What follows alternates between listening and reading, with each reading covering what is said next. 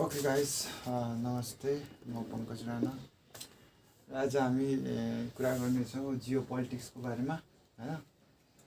Mainly Jio पोलिटिक्समा अब तपाईँहरू हेर्न सक्नुहुन्छ, होइन। जियोको अर्थ भनेको भौगोलिक र पोलिटिक्सको अर्थ राजनीतिक, अर्थात् भौगोलिक राजनीति। अब यसमा के छ, हाम्रो पहिलो छ नेसनल पोलिटिक्स र इन्टरनेसनल पोलिटिक्सलाई हेर्नु पर्यो। नेसनल पोलिटिक्समा हाम्रो जस्तो यो कमजोर हुन्छ, अनि इन्टरनेसनल पोलिटिक्स भनेको very powerful and confusing. And national पोलिटिक्समा के छ भन्दाखेरि तपाईँको नेसनल पोलिटिक्स जस्तै हाम्रो नेपालको आन्तरिक राजनीतिलाई हेर्न सकियो, होइन। नेपाल एमाले, काङ्ग्रेस, माओवादी, अनि त्यसपछि रासपा, अरू भाजपा त सरी इन्डियाको भयो, अरू थुप्रै छ, होइन। एन्ड जियो पोलिटिक्स हुनुको कारण, अनि त्यसपछि जियो पोलिटिक्सको पहिला हामी परिचय, त्यसपछि कारण र जियो पोलिटिक्स किन इम्पोर्टेन्ट छ त्यस बारेमा पनि बुझ्छौँ र यसको प्रभावहरू के हुन्छ, है त। पहिलो चाहिँ जियो पोलिटिक्सको परिचय। जियो पोलिटिक्स भनेको जुन भौगोलिक क्षेत्रको आधारमा त सबै देशहरू आफ्नो हिसाबले छुट्टिएका छन्, होइन। ती सबै अब 100 समथिङ 77-78 कतिवटा कन्ट्री छ, त्यो अनुसार चाहिँ सबै छुट्टिएको छ। कसैमा चाहिँ समुद्र बढी छ, कोही चाहिँ समुद्रसँग छोएको छ, कोही ल्यान्डलक छ, भूपरिवेष्टित छ, कोही चाहिँ बफर जोन छ, बफर स्टेट भन्छन्, कोही के भन्छन्, होइन। अनि द्याट्स वाइ अब यसरी चाहिँ नेसनल र इन्टरनेसनल भन्ने छुट्टै छ। अब इन्टरनेसनली अब हामी चाहिँ एकदम कतिौँ स्थानमा छौँ, त्यही हिसाबले चाहिँ अब हामी एकदम सानो छौँ, होइन। एन्ड यसमा चाहिँ अब इन्टरनेसनली सबभन्दा ठुलो कन्ट्री अब तपाईँलाई थाहा छ, रसिया छ, है। त्यही हिसाबले सबभन्दा सानो भ्याटिकन सिटी भन्ने छ, होइन। अब रसिया र यो अब तपाईँको यो हुन्छ किन, होइन, यसको परिचय अब हामीले जान्यौँ। अब यो किन हुन्छ त जियो पोलिटिक्स। अब अन्तर्राष्ट्रिय जगतमा चाहिँ अब आफ्नो पहुँच र सत्ता एकदम पावरफुल चाहिँ अब नेम फेम मनी भन्छन्, होइन। त्यो सबै हरेक कन्ट्रीलाई चाहिँ प्रिय हुन्छ। जस्तै हाम्रो नेपालको छ British army, just like Nepal army भनेको एकदम ब्रान्ड हो, यताउता Nepali is very good, bravo श्राभो के भन्छन्। द्याट्स वाइ द्याट इज हाम्रो एउटा छुट्टै प्रभाव छ इन्टरनेसनली नै, होइन। त्यो चाहिँ हाम्रो प्रभाव हो।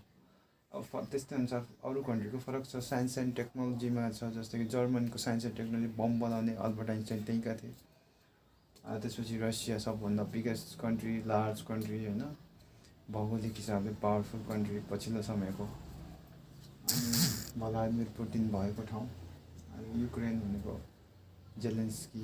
भ्लादिमिर जेलेन्स्की भएको ठाउँ। अनि अब तपाईँ हामी हेर्न सक्छौँ Korea, south Korea, north Korea भन्ने छुट्टै छ। सुडानको त्यस्तै छ, नर्थ सुडान, साउथ सुडान, होइन। एन्ड गाजा प्यालेस्टाइन र इजरायलको युद्ध छुट्टै छ। त्यसपछि चाइना र सिङ्गापुरको छुट्टै छ, होइन। डिस्प्युटहरू धेरै छ। एन्ड इन्डियन यस्तै चाहिँ बोर्डरको लागि, कहीँ चाहिँ अब रिसोर्सेसको लागि, अनि कहीँ चाहिँ अब just to edge in the conquering गर्ने क्रममा पनि छ कसैको चाहिँ, होइन। अब पछिल्लो समयको पावरफुल कन्ट्रीहरू रसिया, अमेरिका, इन्डिया, चाइना, अब युके, होइन, यिनीहरूलाई हामीले हेर्न सक्छौँ। But Nepal is the last, त्यति नट द लिस्ट, बट ठिकै छ। अब हाम्रो नीति नै त्यस्तै छ, कसैको चाहिँ अब शान्तिमा खलल नपुर्याउने भनेर चाहिँ हाम्रो चाहिँ कुनै पनि राष्ट्रहरूको द्वन्द्वमा पार्टिसिपेट नगर्ने हाम्रो चाहिँ नीति छ, होइन। त्यही हिसाबले अब जियो पोलिटिक्समा को परिचय कारण पनि अब हामी थाहा पाउँछौँ बिस्तारै। यो कारण अब त्यही थाहा पाइहाल्यो, होइन। विभिन्न कारणहरूले हुने गर्छ। जस्तै चाहिँ अब त्यही अघि मैले भनिहालेँ। अब सबभन्दा त अब पछिल्लो समयको तपाईँ हामीले हेर्न सक्छौँ यो रसिया र युक्रेनको 1 वर्षभन्दा बढी भइसक्यो। त्यसपछि कोरियाको हेर्नु, साउथ कोरिया, नर्थ कोरिया भइरहेको हुन्छ, होइन। नर्थ कोरियाको सपोर्टमा चाइना पनि त्यस्तै लागिरहेको हुन्छ। त्यसपछि सुडान छ, सुडानको नर्थ सुडान र साउथ सुडान भनेर दुईवटा छ। त्यहाँ चाहिँ अब मिलिट्री छ। त्यहाँ सबभन्दा सुन खानी भएको ठाउँ, रेड गोल्ड भनेर चाहिँ सुडानलाई पनि सुडानको एरियामा भन्छ। त्यहाँ चाहिँ अब सेटेलाइटबाट तपाईँहरूले हेर्नुभयो भने म्यापमा, गुगल म्यापको युज गरेर, त्यहाँ चाहिँ तपाईँहरूलाई चाहिँ कुनै बेला खतरा मान्छेलाई चाहिँ अन द स्पट डेडली तरिकाले चाहिँ सेटेलाइटमै त्यो रगत भएको भुइँमा पुरै सेटेलाइटबाटै इमेज देखिन्छ क्या।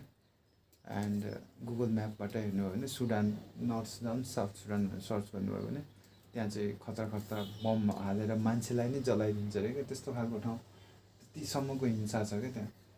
अनि नर्थ कोरिया साउथ कोरिया त अब हामीले त्यति नर्मल छ, त्यो के भएन। अनि गाजा प्यालेस्टाइन र इजरायलको यसमा चाहिँ एउटा विवाद छ। के विवाद छ भन्दाखेरि एउटा यो गाजा भन्ने ठाउँ चाहिँ यो प्यालेस्टिन इजरायल भनेर चाहिँ अब यो प्यालेस्टिनको 3वटा देशको छ, यहुदी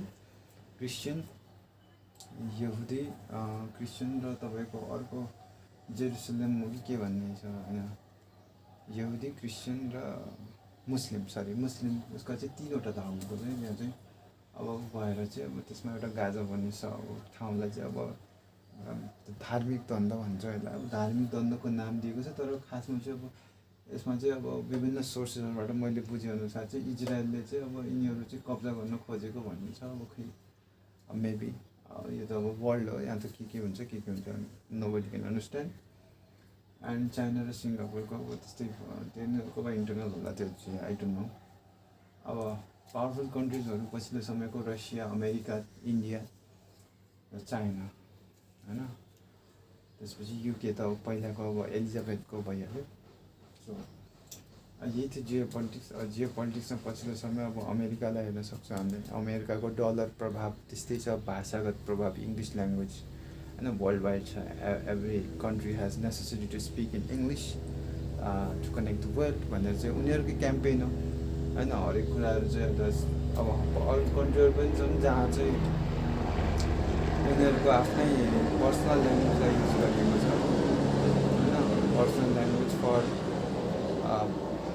पर्सनल भन्दा पनि अब उनीहरूको आफ्नै ओन कन्ट्रीको ल्याङ्ग्वेजलाई युज गरेको छ। जस्तो जापानमा इङ्ग्लिस भन्न जाने भएपछि अब त्यहाँ इङ्ग्लिसको लेभल अलिक कम छ, तर हाम्रो नेपालीहरू चाहिँ अलिक बढी हरेक ल्याङ्ग्वेजहरू छिट्टै एड्याप्ट गर्न सक्छ। सो होइन अब यसरी चाहिँ हामीले हेर्न सक्छौँ।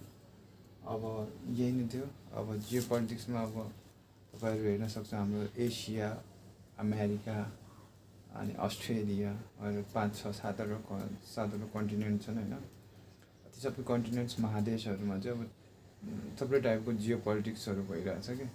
अब अमेरिकाले चाहिँ कहिले अमेरिका र हाम्रो देशमा चाहिँ अमेरिका, चाइना र इन्डियाको प्रभाव चाहिँ अलिक बढी परेको छ होइन। अब युकेको त त्यति छैन, युकेको चाहिँ अब हाम्रो त्यो मिलिट्रीको लागि मात्र।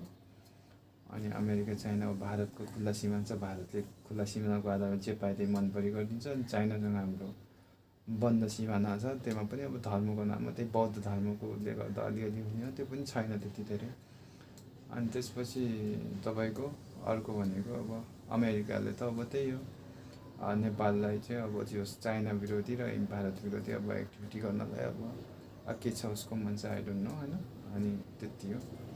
सो यही हो। अब जियो पोलिटिक्समा चाहिँ यस्तै भइरहेको हुन्छ। अब सबै कुराहरू अब धेरै छन्। अब यसमा चाहिँ जियो पोलिटिक्समा चाहिँ अब सबै आफ्नो प्रभाव जमाउनलाई आफ्नो सङ्गठनहरू खोलेका छन्, कसैले WTO खोलेका छन्, कसैले सार्क खोलेका छन्, कसैले नाटो नेपाली होइन।